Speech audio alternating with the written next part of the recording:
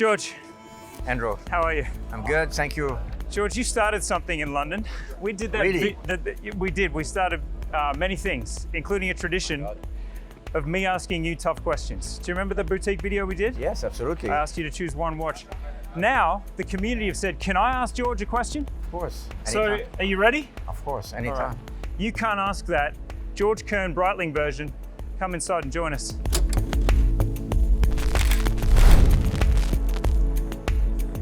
George, before we get stuck into the tough questions, let's start with an easy one. Where are we? We are at the Dubai Watch Week in our house of brands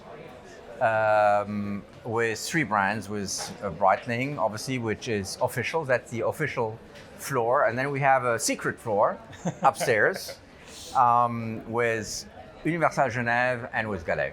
We should do another video about this house of brands that Breitling has grown into, but that's not what today's about. Today's about you, because you have answered the call. What questions do you think Georges Kern would not be brave enough to answer? And guess what? Every single one of them has been approved, so you're already wrong. All right, number one, Breitling was historically known as the pilot's watch brand par excellence. You've repositioned Breitling as a sports chic, neo-luxury generalist brand. At what point did you say internally, we're just leaving behind the cockpit? Well, we don't leave behind the cockpit. We have three pilot's watches. We have the classic Avi, which I launched, by the way. The historic, in a way, 40s watch of aviation, which is absolutely stunning. Then we have, obviously, the 1950s, 1960s Navi timer, civil aviation, and the tougher Avenger. So we have three lines. We're by far the number one in pilot's watches in the market. But Breitling was always more than just aviation. And when I discovered all these products with Fred Mandelbaum, when I first met him and when he explained me the brand, just a couple of weeks after I joined, I discovered the Premier, I discovered the Top Time, I discovered the original Super Ocean, the slow motion. And I said, we are not an aviation watch only. Historically, I think today we are more faithful to the brand than we've ever been. I love You Can't Ask This as a series because you can immediately get a sense of the authenticity behind brand direction, because we're only getting tiny little slivers at a time. But every time I speak to Georges Kern, I think, I wish you guys could hear this conversation because it just makes sense in this bigger context. Second question. Some purists say reducing Breitling to a lifestyle brand risks diluting I don't agree with all these questions, by the way, risks diluting the tool watch DNA. Do you view that criticism as valid or simply noise from the small cottage industry watch world? Listen, whatever you do, you will be criticized. If you're a tool watch, people will say you're too niche. If you broaden your image, people will say, okay, you broaden too much. Yeah. The only argument you cannot fight, I'm sorry to say, is success. So if you're successful, if you're winning, where's the problem? You gain more customers. But of course, I agree. It's like when Porsche started to come with the Panamera, with the Cayenne. My God. But the reality is that the 911 is not the number one car anymore. Because the world is changing, customers are changing, tastes are changing, and we have to go and respond to a need, even though we create also needs. But again, whatever you do, you will be criticized by somebody. Yeah. But you need to make a choice. We made that choice. And if I can say something to that question and that commenter, so if you ask that comment, I'm talking to you. You perceive Breitling as a tool watch brand. However, what George has unveiled and what Fred Mandelbaum was always revealing about the brand was that it isn't a tool watch brand. There was the Premier, which is a model that came as an optimistic change after tool watches. But that story hadn't been told at a commercial level. Absolutely. You say you want to get Breitling into the top 5 watch brands globally. Ooh, I'm ready for this. That's a bold claim. Name the 4 ahead of you and tell me what gap you see to leapfrog at least one of them? Well, you know them. I mean, there are reports. The Morgan Stanley report, you can download it everywhere. Yeah. And this is what we need to do. We need consistency, coherence, iconization, in particular of the Navitimer, of the Chronomat, and of the Superocean Heritage, which represent 75% of our turnover. And this will happen. What is striking is that only 20% of our target group knows the new Breitling. So 80% still are living the old Breitling, bulky, shiny watches, pilots only, etc. Little alpha male. Yeah, and that's really the point. I'm so happy that we have all 300 boutiques around the world where we can welcome the customers. So my only aim is to bring these people into the boutiques to experience the brand, to experience the team, and to experience our style. You dramatically rationalized SKUs and reduced complexity, which is what you do. You tend to find pillars and it becomes a simpler, stronger story. But when you do that, you always have people saying, you killed my baby. You left these watches off the table. What's your answer to collectors who say that this crude simplifying of Breitling leaves watches out of the story? You know, life is a succession of choices. You need to make choices. As I mentioned earlier, now we are really iconizing the brand with these 3 lines I mentioned. There will be one smaller collection of historical pieces around the top times, the Premier and the Classic Avis. And these 5 pockets of products will be the ones we need to work on.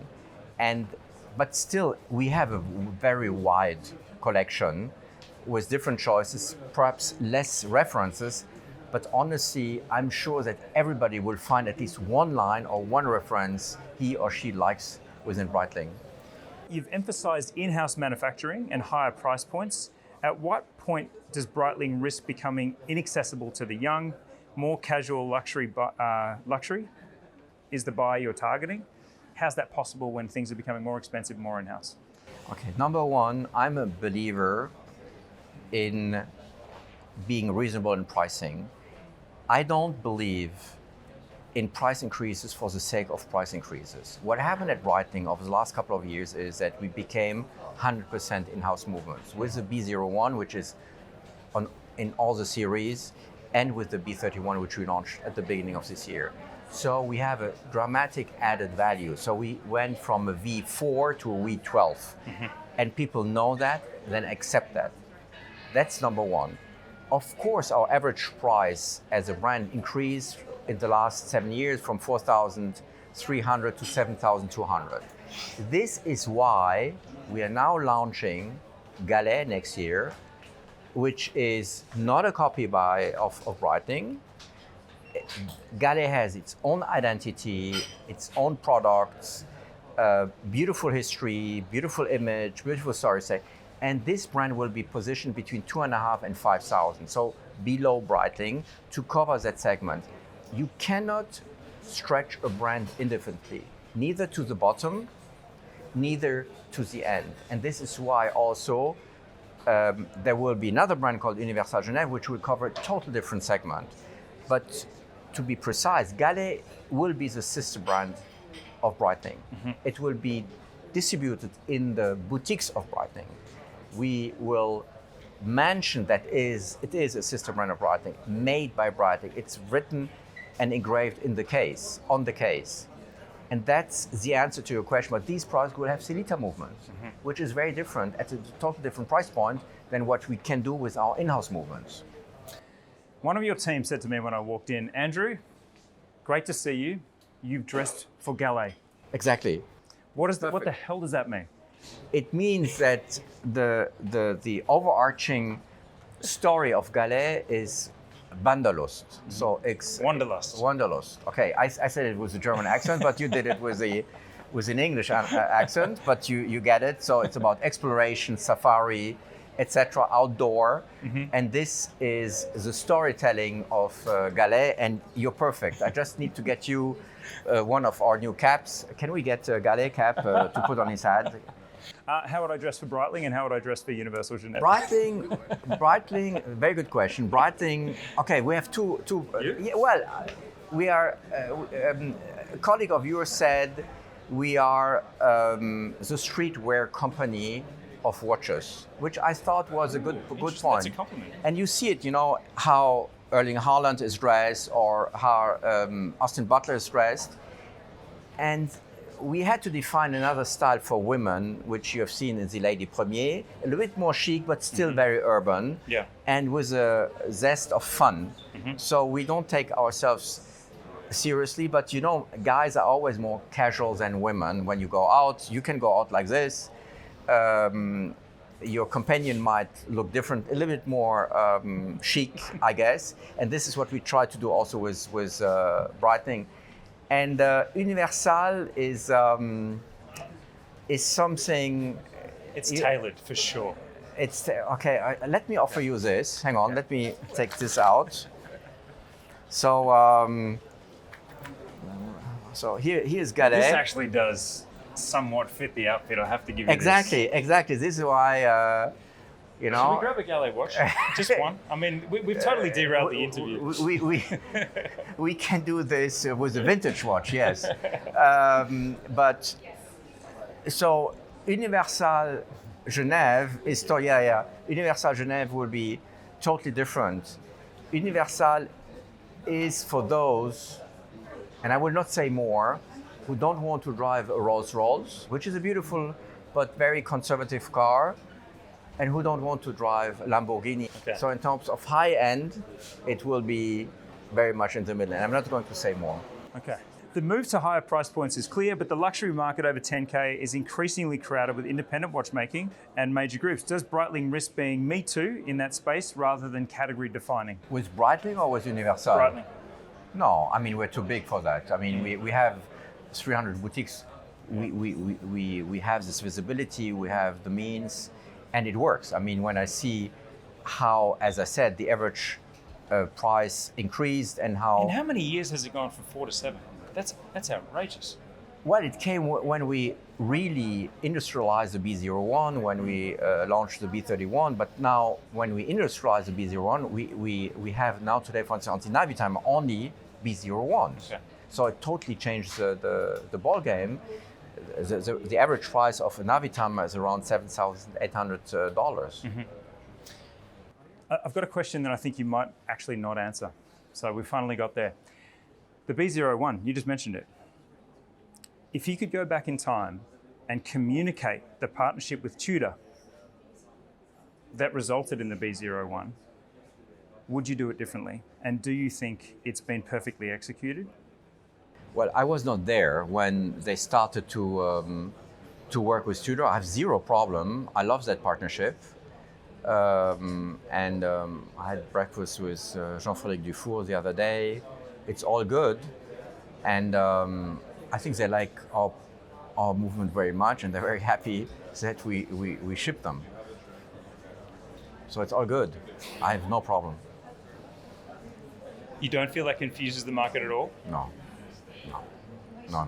I think everybody knows, you know, what their movement is, what we do. People understand the differences. I don't see a problem. There was a bit of a debate 5-6 years ago, but it disappeared, I would say. Okay. The pre-owned resale market is growing in importance. Some say this is a threat. How do you see it? I think it's great.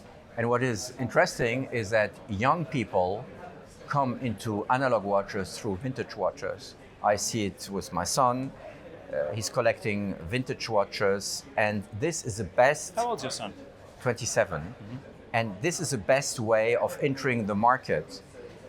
In particular, that now this what we call CPO, Certified Pre-Owned market, is structured.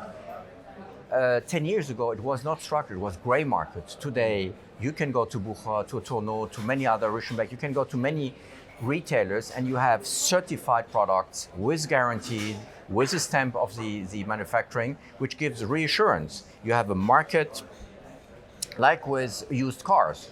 And this was the missing link in our industry. By the way, the secondary market is much bigger than the primary market. The business is much, much bigger, but we needed to structure it to give, and to be sure that these are genuine products. And I think it's something fantastic for the industry. I'd like to know, who does a great mind think is a great mind in this industry? Who have been the people that you think are geniuses, that you look up to, that you look at their strategies and think about ways to apply that yourself? I mean, there are many managers, entrepreneurs I respect and I like to spend time with, and people I work with. I think Louis Ferlat at Cartier is a great gentleman, extremely knowledgeable, extremely successful, and I'm very happy that he got a job at Cartier. As I said, Formerly Vacheron, amazing man. Yeah, actually I was his boss. The intern. Yeah, He's come good. He might have forgotten, but he won't know. but our Rolex is doing under Jean-Christophe Dufour an incredible job. It's fantastic. All these, I mean, it's very simple. We should admire and respect successful people. I mean, bottom line, and they're doing all a great job for not only for the brand but for the industry. So chapeau to them. Okay. What part of the business is currently broken that you're most keen to fix? Because if someone asks me about Time+Tide, what part are you keenest to see reach its fruition? Is there a part that you just... It's raise awareness. It's raise raise awareness of the new Breitling. This is what we need to do. You're obsessed with this. Yeah, because again, the new clients, they love it. And some clients in the target group don't know the new Breitling, and that's my biggest challenge. Talk to them now. We're going to finish with George talking to the people that haven't seen Breitling for how long? 6-7 years? Yeah. Please. Please visit us in one of our boutiques. Our team, our squads in the Breitling boutiques are very happy to welcome you, to show you around, to tell about the products, and to show you the happiness of our brand in a very gloomy environment. You will be amazed, and I'm sure there's a watch for you in there. What percentage are you done on your mission, if you consider that it's 100%? You're never done. Big steps, though. Because now we're starting new missions. No. So in the House of Brands. In the House of Brands.